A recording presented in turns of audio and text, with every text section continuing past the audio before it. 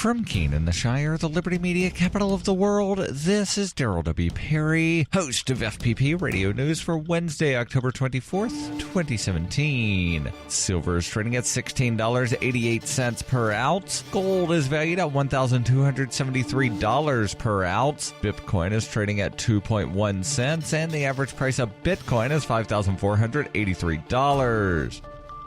Antiwar.com reports top officials in Catalonia say they are considering calling snap elections this week as a way to preempt the Spanish government's attempts to seize the autonomous region outright. Spanish officials say this will not work. The argument is that because the Article 155 takeover is meant to be imposed just to lead to fresh elections, which Spain is hoping the anti-secessionists win, beating them to the punch and calling elections would make their takeover superfluous. Spanish officials say they want the outgoing government to publicly disavow secession before that happens, however, if they are to avoid the takeover, and Spanish officials seem set to impose a takeover no matter what. What Spanish officials are saying about this being insufficient may not matter, however, if the snap elections are enough to convince the Spanish Senate not to vote in favor of the takeover. Stopping the takeover would go a long way to ensuring the Catalans' next elections are free, as under Spanish rule, Catalonia would doubtless face severe restrictions on campaigning by pro-secessionist figures, many of whom are likely to be rounded up before the vote. Catalan officials have also said they intend to contest in court the efforts by Spanish Prime Minister Mariano Rajoy to directly take over Catalonia and the total revocation of the region's historic autonomy. Article 155 has never before been invoked. Spain's government will be arguing that the referendum supporting independence, which the court already forbade, proves Catalonia's constitutional order needs to be restored by force. Catalan officials will argue that peaceful demonstrations calling for independence don't rise to the level of an emergency.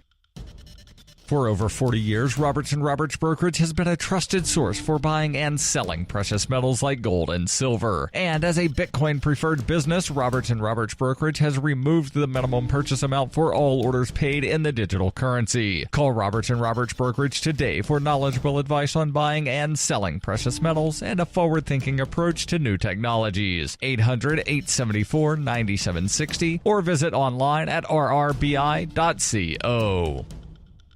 Reuters reports a Mississippi woman who sat in a county jail for 96 days without being offered bail or a lawyer on suspicion of a drug crime she swore she never committed may pursue a civil rights lawsuit against the county and its sheriff, according to a federal appeals court on Tuesday. Reversing a lower court ruling, the 5th U.S. Circuit Court of Appeals said Jessica Jogg was denied basic procedural due process by Choctaw County and Sheriff Cloyd Halford in being held so long, ostensibly because the court was not in session. Jogg's innocence is now undisputed. A 3-judge panel of the New Orleans-based appeals court voted unanimously, with Circuit Judge Thomas Reevely writing, "A procedure calling for extended pretrial detention without any sort of hearing is alien to our law." Brandon Buskey, a lawyer for the American Civil Liberties Union, said the decision reflects different levels of justice that people accused of crimes might receive while awaiting their day in court. He said you can't operate two justice systems based on wealth and someone who could afford an attorney who would not have sat in jail for 96 days. Jogg was taken into custody after police pulled her over on April 26, 2012, and issued several traffic tickets. She later learned she had been indicted 3 months earlier over a sale of 8 tablets of an anti-anxiety drug known as Xanax. The case was dismissed in January 2013 after surveillance video showed Jogg merely borrowed $40 from a friend who happened to be working as a confidential informant. Jogg sued in April 2015, but her case was dismissed in September 2016 by Chief Judge Sharion Aycock of the federal court in Aberdeen, Mississippi. Aycock said that because Jogg was indicted by a grand jury, state law did not entitle her to the court hearing she sought. Reevely, however, said indefinite pretrial detention without an arraignment or court appearance offended fundamental principles of justice, potentially imperiling a suspect's job, income, and family relationships.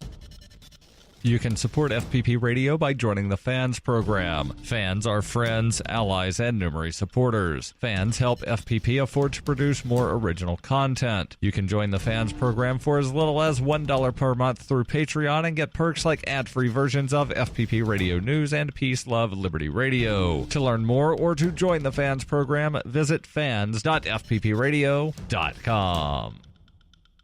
This has been FPP Radio News, online at fppradio.com.